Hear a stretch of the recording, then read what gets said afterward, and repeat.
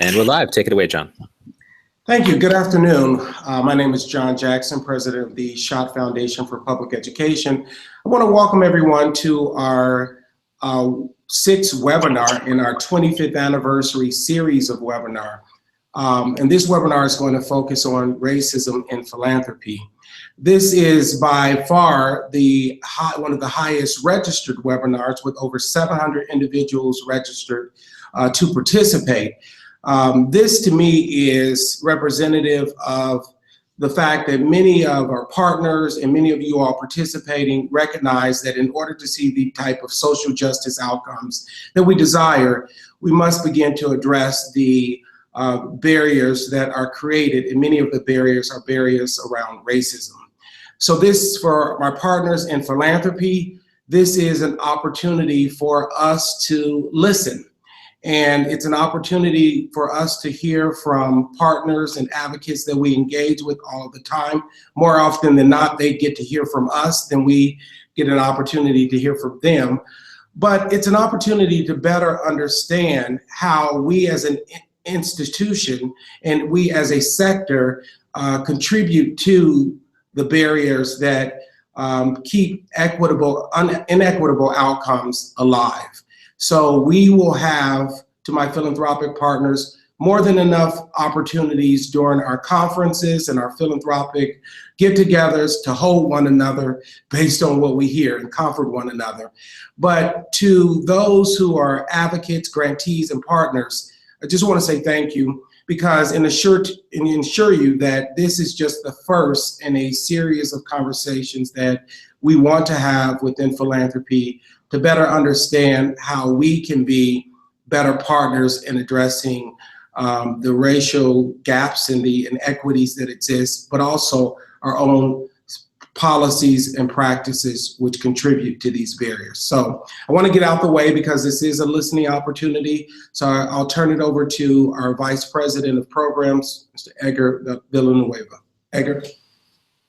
Thank you, John. For everyone tuning in today, we would love to hear your thoughts throughout this conversation. And to help facilitate your engagement, please use the chat feature to post your questions or comments. We will have some time at the end of the hour to have some questions and to also questions and answers, and to also share some resources. We also encourage you to tweet your thoughts and questions to the Schott Foundation throughout the dialogue today. Our Twitter handle is @SchottFound, F-O-U-N-D, or using the hashtag GrassrootsEd. As John mentioned, today we're turning our attention to philanthropy. Now more than ever before, philanthropy must apply a racial justice lens to its grant making and other community engagement efforts. And we must look inside our own walls to be sure we're practicing what we preach. We must also be honest. And that comes, come to terms with the power dynamics that exist between philanthropy and community-based nonprofits that can contribute to barriers between authentic engagement. So I'm very excited today to welcome our guest panelists who represent philanthropy, who represent communities of color, who represent advocacy organizations working in the community, to bring their perspectives to this conversation about race and philanthropy. I'm honored to welcome today Chris Cardona of the Ford Foundation, Michael McAfee of Policy Link, and Carly Hare of Change Philanthropy. Welcome, everybody. To kick us off here, by way of short introduction, bios for all of our speakers are in the registration materials, so we will not linger there. But would love for folks to kind of speak to how they navigate in this work in the context of philanthropy and race.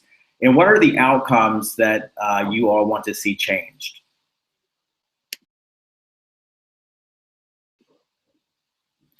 Carly, do you want to start? Sure. Noah, Tatasa, Carly Hare, Tatasara Kirera Huracheks. I am Carly Hare. I serve, as Edgar says, as the Coalition Catalyst and National Director of Change Philanthropy. I'm a member of the a citizen of the Pawnee Nation, and happy to be with you today.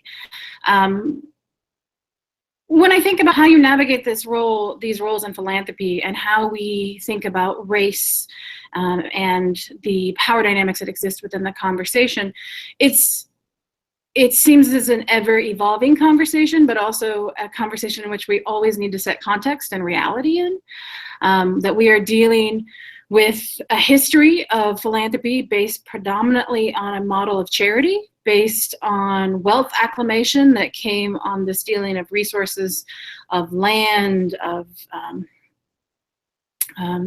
extraction practices, on the history and backs of labor that didn't benefit from any of the wealth in the early years, and that we're 100 years into organized philanthropic institutional giving, and that legacy was built in a time frame that did not consider racial justice, social justice, community engagement as a high priority, but held more of an altruistic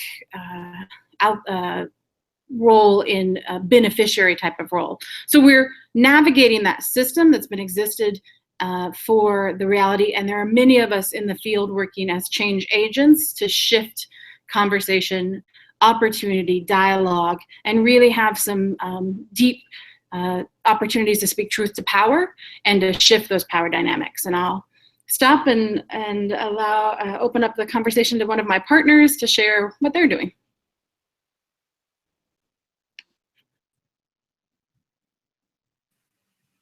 Yeah, I'm happy to jump in there. This is Chris Cardona. I'm the program officer for philanthropy at the Ford Foundation, and have been working for 20 years within various parts of the philanthropy infrastructure, and now as a funder, working on issues of diversity and equity and inclusion.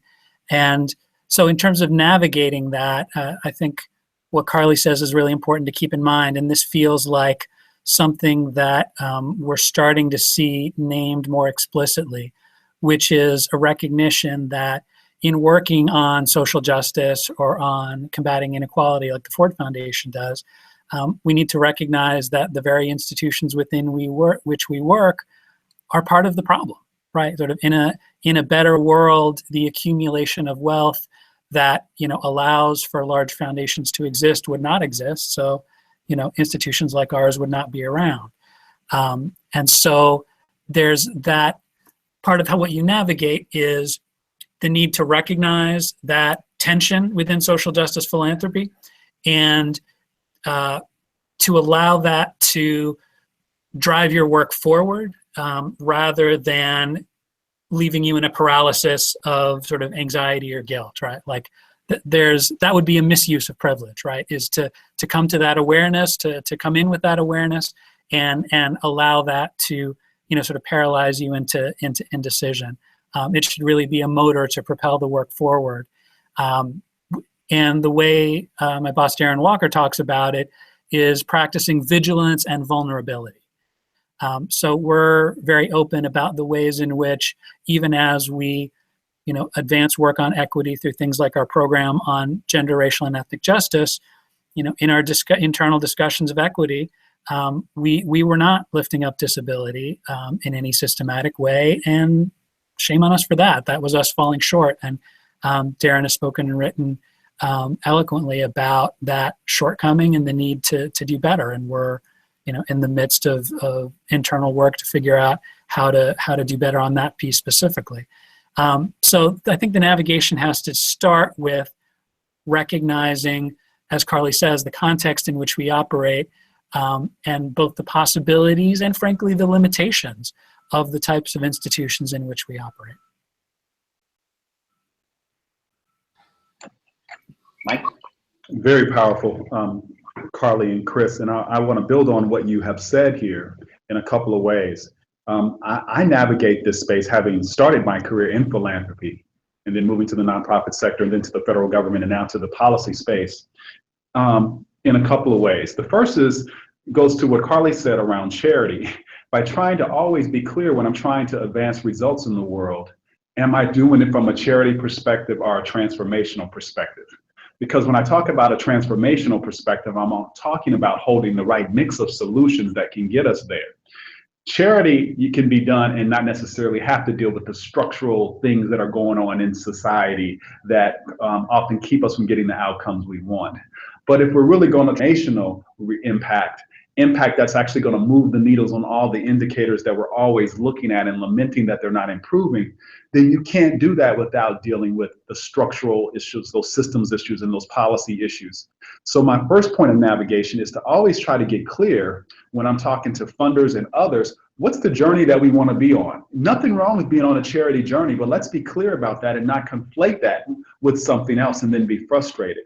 Or do we want to be on that transformative journey? And then are we willing to suffer some loss? Are we willing to accept the consequences that are going to come from having to lead that change? And then the second piece is really about my own journey, this notion of vigilance and vulnerability that Chris brought up. Our institutions have to be vulnerable, and I have to be vulnerable as well, because I don't have all the answers. And so I need to come to this work with a level of humility. And sometimes that's the hardest thing for us to express, is that we actually don't know how to do the work, or we may know how to, we may have the skill to do it, but we actually don't know what it's going to take in a particular moment to advance a result. And that is a vulnerability that we often don't want to share.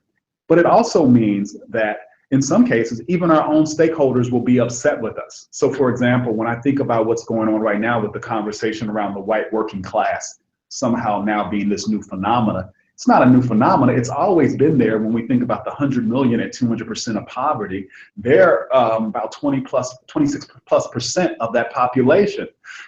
But at this very moment, where we're talking about equity and being inclusive now, we could easily shift to just wanting to focus on the white working class, or we could just easily shift to just wanting to focus on people of color.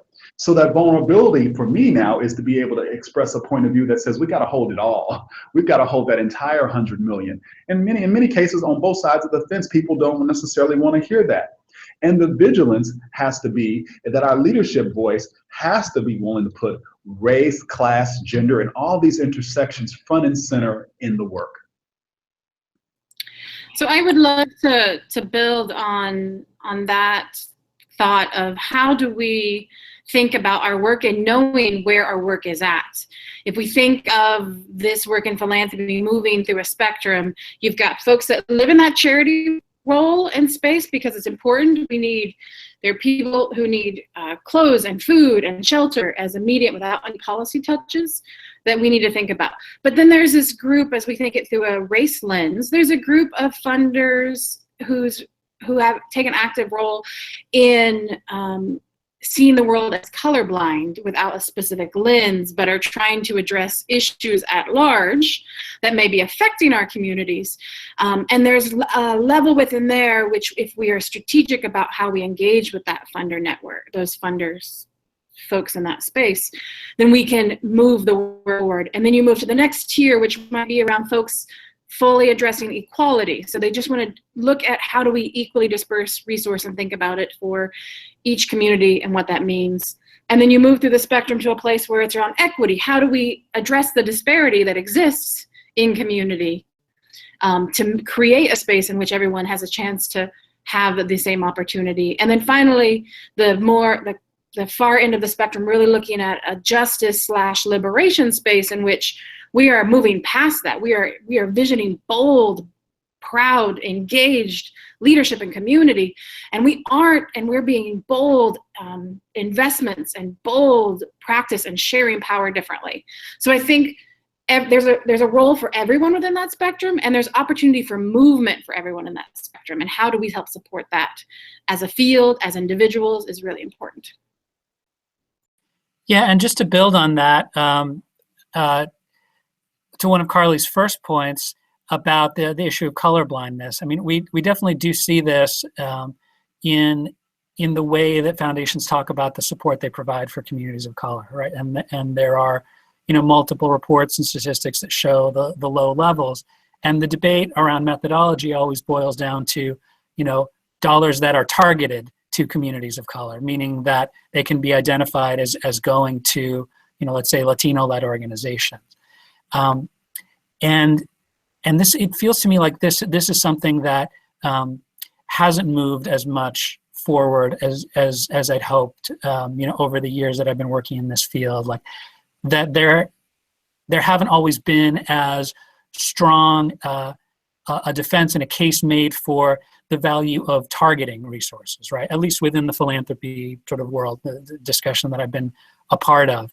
That's why I was glad to see ABFI helping to launch the Black Social Change Funders Network recently in a report that they came out with earlier this year about making the case for funding Black-led organizations, right? Like we need more of that, right? We need more of making the case why it's important that leadership from within the community makes a difference. It's not enough to fund in underserved communities or in particular geographies without paying attention to who is actually leading those organizations. And there are a lot of reasons we could unpack about why there is a tendency not to fund those kinds of organizations. But as both of you are saying, Michael and Carly, like it needs to start with centering those issues in the conversation and recognizing both the importance of doing that kind of targeted work and acknowledging the reasons why we might not have as much as we should up to this point. That's right. And I think, one way that this can be done, I think, very practically is if we stop decoupling the philosophy of how we want to be philanthropic from the results we want to have. It's easy to have a philosophical conversation and be very disconnected and get very esoteric. But the reality is, if you're really trying to move a result, and you look at think about that continuum that Carly laid out, you soon realize that you can't sit in every one of those buckets and actually get the result you want. You've got to move to some of those things at the end. You got to move to some of that equity space, that liberation space.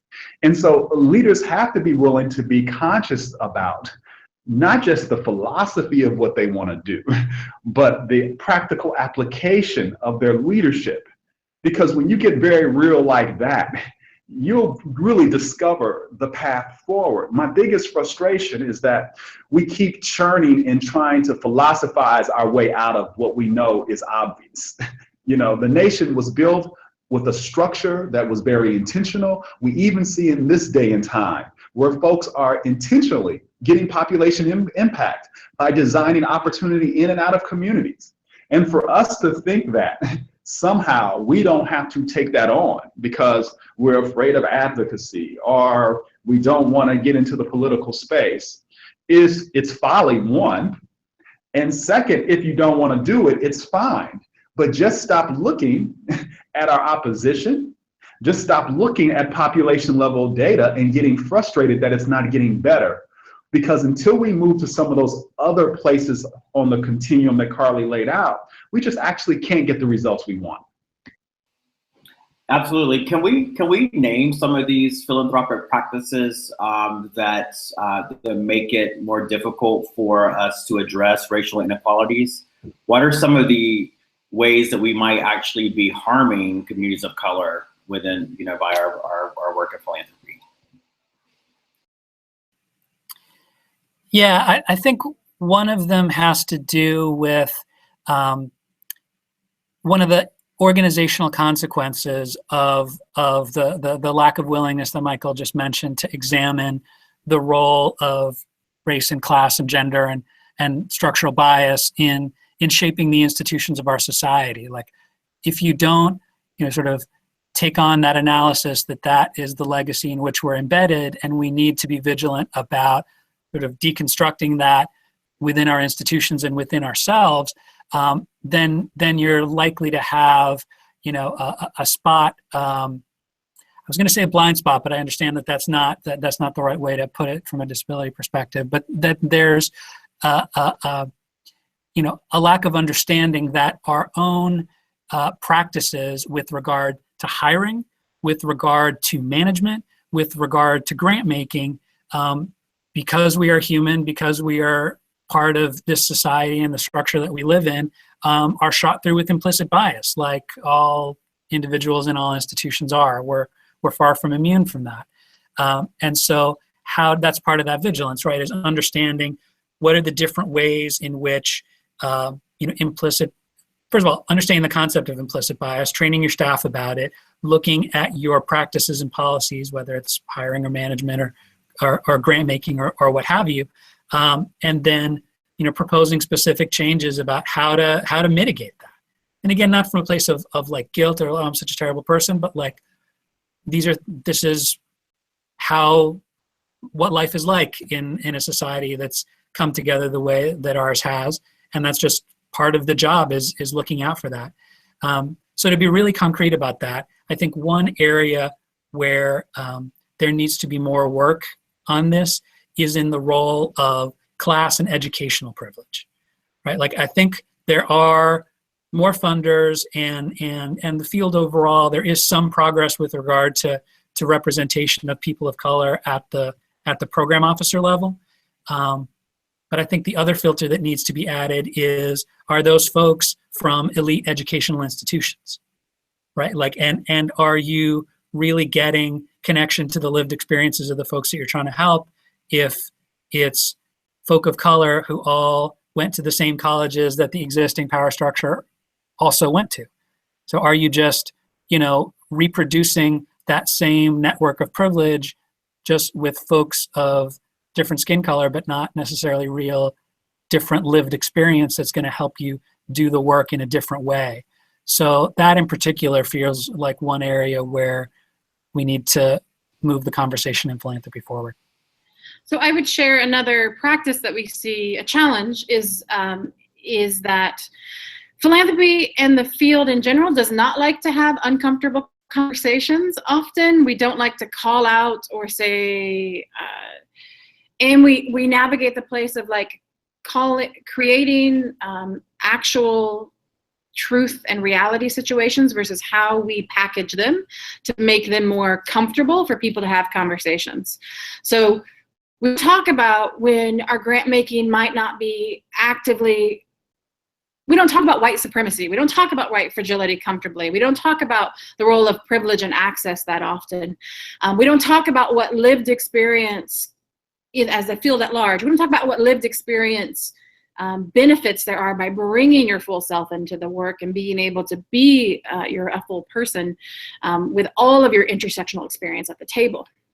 That often there are conversations that happen, there are convenings, there are networks you can get into where we have those conversations, but as a field at large, there is a discomfort in addressing in some of the terminology and without jargoning everything into a safer zone to really explore that. So I think a solution for philanthropy is really looking at leadership development programs. It's making it, doing your work of your internal organization analysis around where you are on inclusive practices, what policies around hiring, what are your policies around how people get to participate in the workplace, what are your policies around how your grant making is made and how communities engaged within that grant making. There's a number of ways in which we can begin to break down those barriers and silos through the shifting a stronger policy framework that is towards equity and inclusion, and then building practice that supports that. And then challenging ourselves not to rely on our laurels of being good folk and being in it for the work, but how do we push to the uncomfortable places to move the work forward? I so agree with that. And one of the really good markers that you have to go and really unpack this work would be the Casey Foundation. And I'm using them as an example simply because I've worked with them and PolicyLink has worked with them. But over the last 4 years, they've been on a really interesting journey where they've looked at every functional area and just said, if we were going to advance race equity and include diversity, equity, and inclusion, what would that look like in every function, from the investment portfolio to who we hire to manage our investment portfolio, to actually having metrics that they're putting in front of the board about the staff composition and makeup. They're actually using data the same way they tell grantees to use it. They're actually creating a culture of accountability inside the organization where they're not taking 20 years to do something that they ask nonprofits to do in a year or two with a few $1,000s. And so it's a really good model of, one, getting clear about, one of the best ways to accelerate professional development is to do the work internally yourself. Not just go to sessions, not just go to trainings, but to do that stuff in the context of actually moving stuff within your institution. It gives you deeper insight, it gives you deeper nuance, you actually really learn the complexity that you gotta lead through.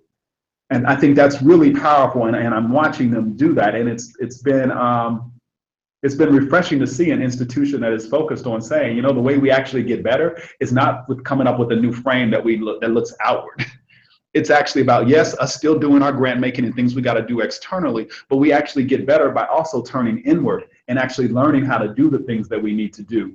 And the last point I would say on this is they got really clear also about the competencies that they want to develop, the results-based leadership skills that they want to develop to be able to move this work. So they're not just talking about it, they're providing staff with the supports they need to actually lead this change, have those difficult conversations that Carly described. And it's been quite magical to sit in some of these sessions and watch whole entire functional areas go from, I don't have anything to do with this equity thing. I work over here in an area that's not programmatic, to the light bulb going off and they're realizing, wow, I actually have a significant role to play in this. And so there's good work going on in the sector, and this notion of how do we improve our institutional quality, I think is actually an innovation in the field. It will help us accelerate the work when we get into community. No, that's great, thank you. So given the history of institutional philanthropy, because we all understand there's philanthropy occurring in communities outside the walls of foundations that is often unrecognized, but talking about institutional philanthropy and the history of how wealth was accumulated in this country, with the original sin of our nation, looking at genocide and slavery and that type of thing that contributed to a centralization of wealth and power. Given that that is a part of our DNA as a field, how can we really, in a pure sense, get to a place that we are contributing to racial healing and reconciliation in this country?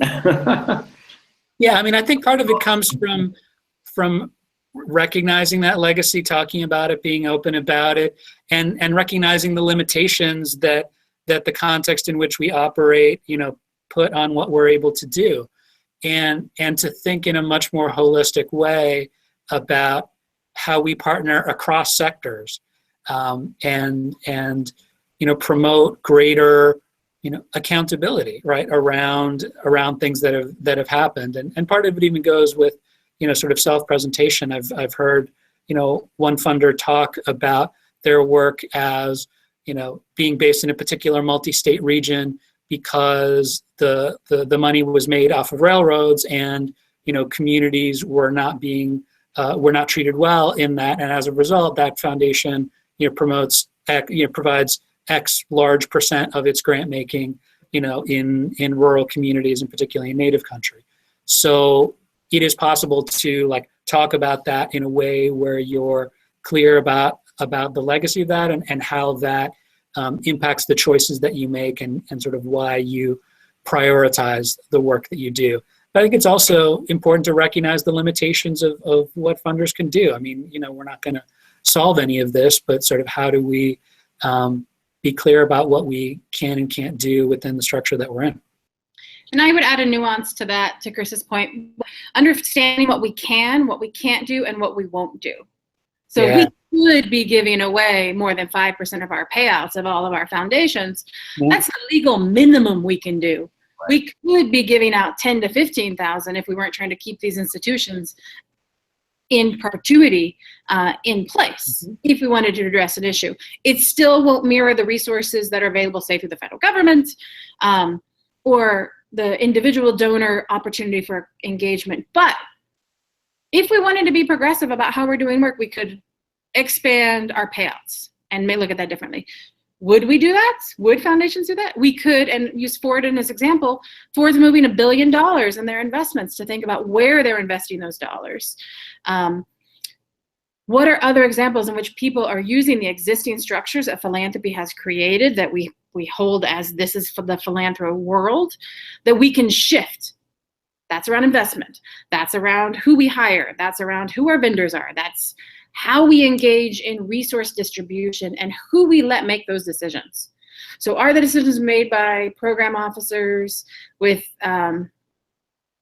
highly elevated degree programs from Ivy League schools? Are they made by participatory grant making processes that are community members engaged in the dialogue? What does that look like, and how do you navigate that balance? Each foundation has the opportunity to define what they can, what they could, and what they won't do.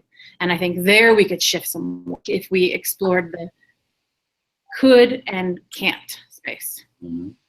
That's right.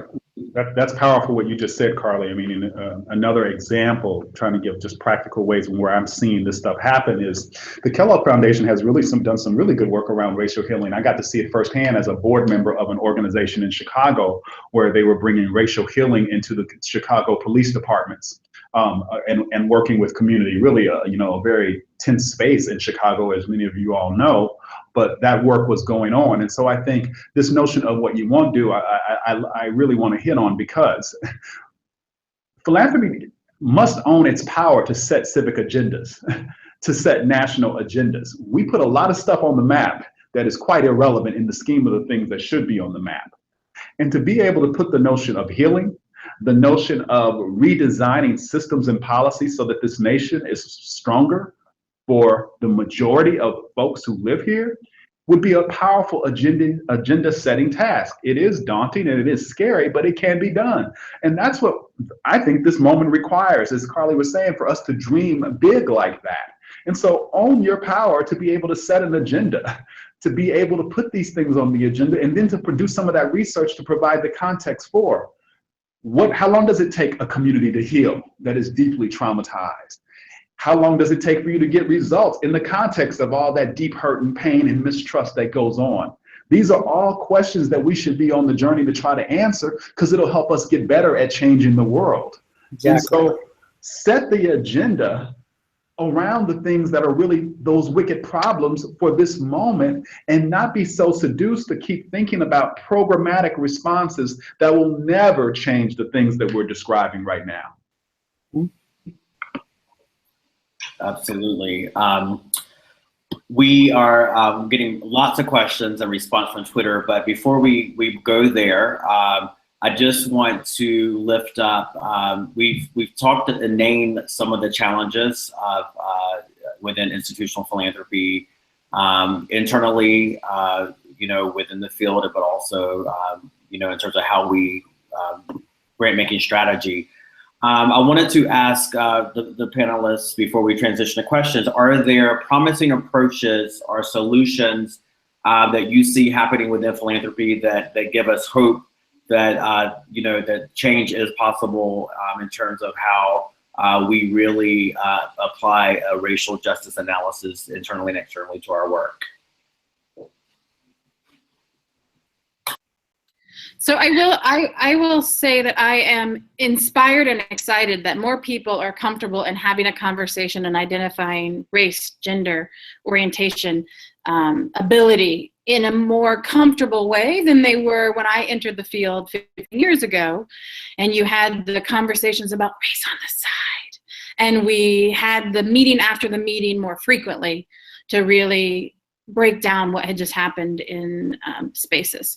So I think that's a really positive exploration piece. I think the creation of the focused both affinity space, how do you find your family, your immediate family, the folks that know you, that know your relationships, that know your identity, and they're part of your strategy. How do you find your cousins that are out there that are doing work that are in line with what you're doing, and that have a shared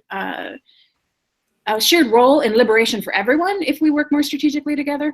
And then how does the field really look to bring and tie those different points together? So I'll say there's a number of examples of foundations leading, exploring internal diversity, inclusion, equity spectrum work.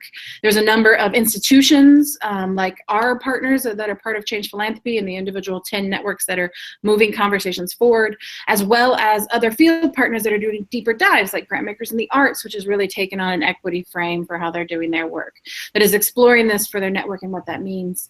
And is giving both tools and resources and building communities of learning together to explore this. Because there is no straight path and there isn't one all solution. The reality of how foundations are formed, who make them up, and where they are going looks very unique, but you don't need to do it alone. And we're seeing more and more people be vulnerable in exploring how they do that path and how they communicate what their journey was like and how they push even further past the point they think they can go. So those are all really inspirational pieces for me that I'm seeing in the field, and a number of practices that are being supported and are being implemented and actualized versus just talked about is increasing. Right. Yeah. No, that really resonates. And I think of groups like the Philanthropic Initiative for Racial Equity, PRE, which has been doing the hands-on, consulting and training and convening work with funders on these issues for a number of years. So you have folks who are helping. ABFI is also doing that internal consultation and training work. So you have folks who are there's more interest from funders in getting better on equity internally. There are more groups that are stepping up to provide that in a thoughtful and a way grounded in racial justice analysis. And then you also have groups that are trying to change the narrative around philanthropy and who gives and who takes, right?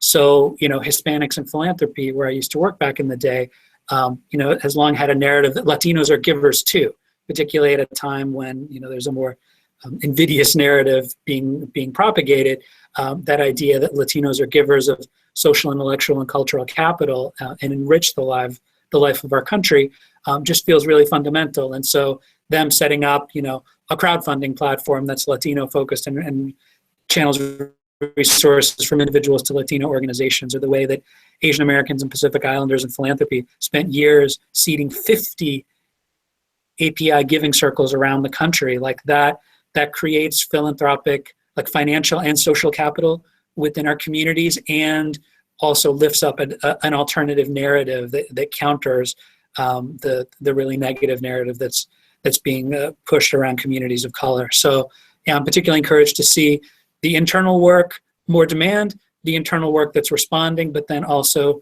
groups that are changing the narrative by pushing the boundaries of who gets counted as a philanthropist. That's right. And you heard me talk about institutionally, top to bottom, seeing Casey do that, racial healing, seeing Kellogg do that. But then there's these affinity groups out there, associations of grantmakers that are leading good conversations that I've recently seen do really good stuff.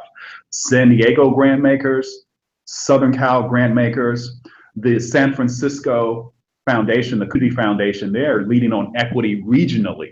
And beginning to figure out how to, in one of the most unequal places in the nation, to figure out how do you get that front and center for the region, really doing good work, even the New Jersey Grantmakers Association. So I'm really excited at this time because the conversation is front and center, it seems to be in the space. Now the question is, where will those leaders emerge that are actually going to start putting markers down for what the real work is?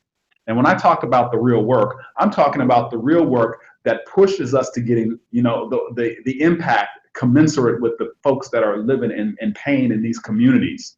So not small things, not pilots, but like in Pittsburgh, where I'm watching folks go through this work with the leadership of the Heinz Foundation right now. You got 300,000 folks in the area living at 200% of poverty. How do we begin to have an equity conversation about crafting solutions that deals with the 300,000 and not high-fiving because we can get to serving 1,000 or 2,000. We've done that work for the last 60 plus years. And so now the leadership in philanthropy has to emerge to galvanize the sector to start doing stuff that is truly transformative. Yeah, no, I agree with that. And I think the point that Carly raised earlier about looking beyond the grant making budget, looking at our endowments, Yep.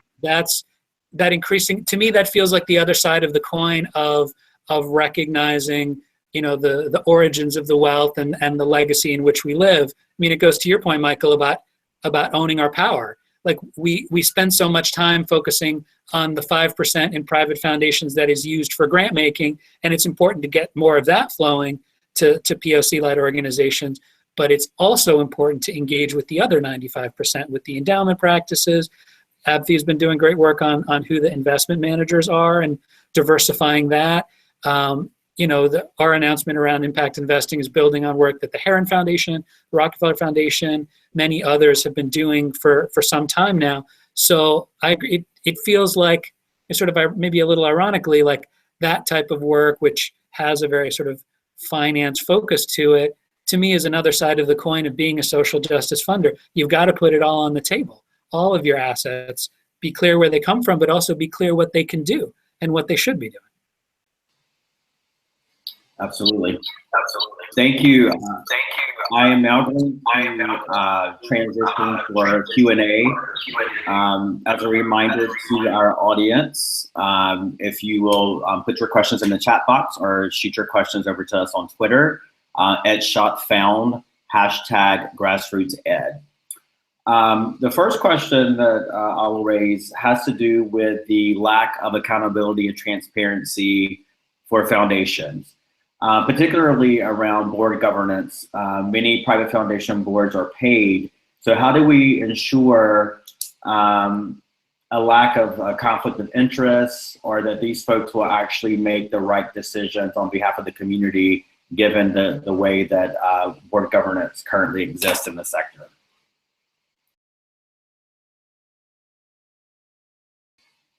Anybody want to touch that one?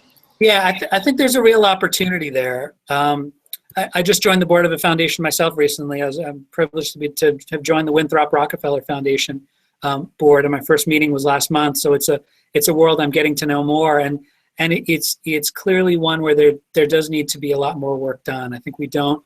There's a challenge in the field that we don't talk much about the practice of foundation governance. It is distinctive, especially relative to, especially for a private foundation, there's not a lot of external accountability. So what is fiduciary duty? What does the duty of care look like in that kind of a context? I don't know that we have a good sense of that as a field. I don't know that we're doing enough, without lavishing resources, but I don't know that we're doing enough to support the practice of effective foundation governance and how those folks can work with executive directors to promote good work and frankly, to be champions for equity. So I think there's a lot to be learned there. I mean, from what I understand, it's not a majority of foundation boards that get paid. I think that's more of a practice in the corporate sector. But regardless, conflict of interest, certainly that there need to be clear policies around that. But also, you need to start asking the question of how representative is the board of the communities that we're trying to work with. Right? Like for us, it feels like part of the case for diversity, equity, inclusion is an effectiveness one. Like if you don't have a connection for the people around the table to the lived experiences of the communities that you're trying to partner with, how will you know what change looks like, right? There's sort of a culture of expertise in philanthropy that is very institutionalized, looks to academia, think tanks, and maybe doesn't recognize the expertise that is in communities. Those closest to the problem are expert in their lives and what needs to be done. So I think that's another dimension of what needs to be looked at with regard to boards is their representativeness and what mix of perspectives and lived experiences you need to make wise decisions. So I will share that that's definitely something we see within our network of identity-based affinity and infrastructure groups is an ongoing challenge, but there's also traction being made, which is inspirational. And it's a place of continuing growth. We know some of that happens more effectively when there's better storytelling and lessons learned between other foundations. How have you diversified your board? What do the strategies look like? Who are you engaging? In a clearer, more concrete type of way. That means we need foundations to look at who they're hiring, if they're hiring a recruiting firm to help them with trustee placement or outreach, who they're engaging with, what do their grantees look like, how they invite people into those conversations, because we know it is very challenging to be the only on any board and be able to exercise your leadership, to use your voice, and to feel like you get to be your whole self in that place when you're the only of whatever that identifier is. So how do we help boards figure out how to bring people on, how to orient themselves, and how to begin to do their change work towards being better partners in community solution? And I think, like I said, there's a number of folks that are practicing it, and there's a number of folks that will come in and help you, like the Philanthropic Initiative for Racial Equity, like the Association of Black Foundation Executives, and a number of the identity-based folks who can come in and help you think through what that looks like, as well as hiring diverse leadership to run your foundations is important. That can bring in a different presence and voice. That leadership shift, while as grantees, when I was in various seats as a grantee, knowing that if a new foundation president comes in, that reality is getting shifted no matter what, because that's a new strategic direction, that's a new frame, that's an analysis of what they've been doing. But hiring diverse leadership that is committed to engaging a lens of either racial justice, social justice, or an equity frame can begin to shift the DNA of the organization and address some trustee space. It also is a very challenging place to be in if you are that ED going through that change, or that president shifting that change. So realizing that it is a complex shifting the direction in which we're going is more complex, but it is about bringing folks in, inviting folks in an authentic space, and really letting them bring all of their wisdom to the table, and to be engaged in the leadership dynamic and governance as a whole, complex, intersectional person is important. Great. Couple of questions coming in around language that we use within philanthropy, right? And so sort of two questions that I'll put out there for folks to respond to. How is the language that we use in philanthropy a barrier for funding in an equitable way? And then also sometimes folks feel like foundations are afraid to talk about race and hide behind sort of a economic justice or type of lens to avoid using language that may feel alienating around race. Is that an issue? I think language and I think frames are all important. And I feel like they have become the end product instead of the accelerant. We get intoxicated by all these frames and constant the language, but the folks on the ground still understand one thing very simply: they don't have a job. There's a bad school in my neighborhood. I'm afraid for my kids to walk down the street. And so we spend so much time working with folks who are so disconnected from reality that while the stuff sounds good to us, it makes no sense on the ground. It's not inspiring, it doesn't capture the imagination, and most important, it doesn't catalyze action. And so I would love to get us back to that commonsensical perspective that is just the voice, wisdom, and experience of community. Because no matter how you slice it, we can come up with 20 more frames over the next 5 years. And the folks who are living at 200% of poverty are still going to say, you know what, in Flint, I'm still afraid to drink the water. My schools are still bad. I'm afraid for my kids to walk down the street. It's still the same issues. And so let's stop being so intoxicated by the frame and figure out, in the context of really being committed to moving results at scale, how do we continue to learn to craft the language that brings more people in, but doesn't get us off of trying to have that steady march of progress? Yep. And right now, we're so afraid to move until we have the right language, until it's couched the right way, that it is really making our society, our sector in some ways quite irrelevant. And you see that by how many people have to go to the street to get something done. Yeah, no, what he said, that's incredibly well put. And I do think it goes back to, where do folks in philanthropy come from, right? Like if we're valuing, elite educational institutions as the validator of quality for foundation staff and even trustees, like that's gonna doesn't necessarily, but it's gonna make it more likely that there is that disconnection from reality and that love of abstraction, right? Like I experienced that. That's something I need to guard against. Right. Absolutely. So I would even share. Oh, sorry. I would even share just a personal reflection. I am a reserve-raised, native, half farm town girl from a public school education who went to a very small state school no one's heard of, and been able to be in these roles and opportunities. And Edgar and I were having a conversation the other day. We can't name any. I currently serve as the board chair of the Common Council Foundation, And I may be the only Native person on a non-Native foundation board in an executive committee role. And the fact that that's a fact, it's ridiculous. But the fact that I made it there with the background that I have, coming from my tribal community, attending state schools, doing the hustle in philanthropy as a program officer, and then in an identity philanthropy serving organization in that space, the reality that that actually happened is it's very, very limiting. And it is not the typical journey or story for most people in philanthropy as they navigate this world. No, thanks for sharing that. I was just reading this week one report that said 84% of foundation board members are white. And so, you know, looking at levers for change, and lots of the questions that are coming up are absolutely about boards.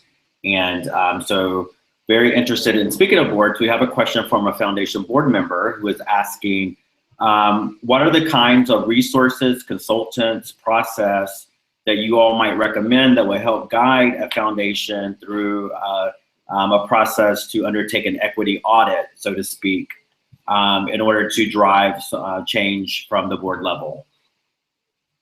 Ideas for resources. So I would point you to Shortchanged, produced by the Philanthropic Initiative for Racial Equity and Race Forward. There's a new publication and a new version that's coming out this year, but they have an existing project that or research and information that you can follow. I would also encourage you to look at our website, changephilanthropy.org. There's a list of resources on there that are produced and have been produced by our 10 network organization partners that are part of our coalition, that is on race, on gender, on class, on ability, on orientation, that help you kind of think through what those tools are. And I would invite everyone on this call and those of you doing this work to join us to have a deeper dialogue in September at the Unity Summit, where we'll be exploring how the intersections of identity and philanthropy can be connected, and how we support movement in this moment, how we invest in it, how we think through our work through a resistance, a protection, and a power building lens, where we can take that work moving forward. And I would just add to that, ABFI has been doing an initiative called Leveraging the Trust that's aimed at Black Foundation trustees. And one of the things that's available on their abfi.org website is a guide called Leveraging the Trust that is, you know, just really detailed and specific, but not like overwhelming. It's like sort of 3 questions that trustees can ask themselves about different dimensions of the work to see how effectively their foundation is responding to Black communities. So I don't know if that gets at the question specifically of an audit. I mean, I would look to the California Endowment. They've been doing a diversity, equity, and inclusion audit of their whole organization for a number of years and have that available on their website as well. But I think the ABFI Leveraging the Trust publication, I think at the very least provides good grist for the mill. I mean, this is one of the challenges in the field, is that there aren't resources ready at hand, but there are definitely things to go to and people to talk with. 2 other resources I would suggest is the D5 work and coalition. There were a number of tools that were created through that process. There's an audit on DEI work for your organization, and it looks at grant making, internal operations, movement, HR policy and practice as well. So what are those things you can be doing to deepen your work, and where are you at? Additionally, there is a number of tools, like I said, our individual partners have created, but there's also individual trainings and programs that are offered. I would check the network of, I'll add it to the resource list after this call. Of consultants to Grantmakers? Grant making, and they have some folks that are specifically doing work around DEI work within that network. and one of their co-chairs, and their work, they can help you identify folks that might be in that space and talk to folks who have done the work. You've heard examples both that Chris and Michael and I have all shared of who are foundations that are exploring this work. Talking to them and learning what tools they found the best, that were the most useful, who they talked to in consideration of the process, and then realizing it's a lot about matching up where you are individually, institutionally, and what you need to move your work forward. And that's a lot about chemistry and tools and resources. So there isn't one direct path. Yeah. And if you hit a bump, don't stop. It's just a bump in the road and you need to shift directions a little bit. So know that it's a growing and learning journey. Know that you will shift in the spectrum and your bandwidth will look a little wobbly, but that as long as you're moving your bandwidth towards the end of the spectrum to address racial justice, to support liberation, that the journey will be complex, but it will be so rewarding, and the impact you will have in community investment, in efficiency in your grant making, in quality of life for your staff will be tenfold. And And so one thing I'll add is I agree with what my colleagues have said, and I'll offer a different proposal of a place to start. When you look around and you realize that there's no one different, I mean, that's your answer. And the question for us to start with is, what's in our system that has created it? I mean, even here at PolicyLink, if we're going to really be at the edge of the equity movement, I've got to look around and say, who's not here? Who's being left behind? I need to start there before I start looking to bring in other folks and all that, because the first thing I got to do is get conscious. Why am I not awake to what's going on in my own organization? And if I do become awake, do I actually really want to do something about it? See, I need to answer those questions before I start bringing in consultants and reading stuff and talking to people, when actually we'll spend a year doing that only to discover that actually, you know what, my heart wasn't in doing anything. I wasn't really ready to take the political risk, etc. And so I believe if we really started pushing ourselves to say, why is our system creating this type of space? And forcing ourselves to get really honest with that first. It'll give us a way then to know how to bring someone who can bring people in who can actually join us and help us. I believe that the biggest form of work avoidance is to look external before you actually get clear about what you want help with. The folks who serve on boards are brilliant, and if board members behave the way they do in the nonprofit space, the way they did in corporate America, they'd get fired. So I don't let folks off the hook by acting like they don't have the answers and they don't know how. What I do know is I know folks are very skilled at knowing how to do what they want to do. And so the first place to start is to not be asleep to that reality. There's not a board member that I know of who doesn't know how to go out here and get what they want in the world when they really want it. So if you look at an organization that's been talking about that diversity, equity, and inclusion for the last 10 years and not made progress, that's why it ain't about a consultant or a resource. It is about us having an honest conversation about why is our system choosing to behave in this manner and getting real about that. Because until we do that work, it's hard for a consultant to join. We'll just get frustrated that they're spending their money on the obvious. A group of leaders who are not woke and who have not committed to doing anything yet. And then they'll just discount this work. It damages the field because it makes folks think that somehow something's wrong with the equity journey or the social justice journey, when that was never the problem in the first place. It was simply that people checked their brain at the door when they came to the nonprofit philanthropic space versus what they do when they're in their corporate roles. That's powerful, Michael. Thank you. You know, in wrapping this up, I just want to say that we are being in the funder world. We have a lot of privilege and power, right? And just even having these conversations today among ourselves, and so we have to, you know, what I'm taking away from this conversation is the need to be explicitly honest about that. And to get into a vulnerable, you know, have a position of vulnerability and vigilance in order to really be open to the change that needs to happen. And then, Michael, I really think you really kind of just hit the nail on the head there in the end. Is really just be aware, look around you, seeing who's at the table, who's not at the table, right? And think about in philanthropy, this idea of diversity, equity, and inclusion. We kind of lump those all together. We don't have time today, but we really need to think about what those words mean individually, and make sure that we not only are bringing people of color into these organizations and listening to the community, but we are thinking about what that really means in terms of equity work and inclusion of these ideas and perspectives beyond tokenism. So this has been a great conversation. I hate to end it. If you're around and on Twitter, we'll keep the conversation going there with #GrassrootsEd. As John, our president and CEO, said in the beginning of this call, we hope that this is the beginning of an honest conversation that we want to have within philanthropy. I want to thank Carly, Chris, and Michael today for joining us.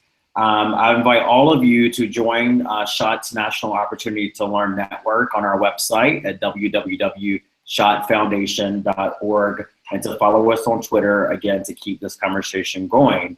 And then finally, if you're in the New York City area on May 10 or 11, I would like to extend an invitation to all of you to join us on May 10th. We will have a symposium, a forum called Accelerating Advocacy for Equity and Opportunity on May 10th. And then the following evening on May 11th, we would have our 25th anniversary awards gala with many exciting guests, including Reverend Barber from North Carolina. So please refer to our website for information about those events.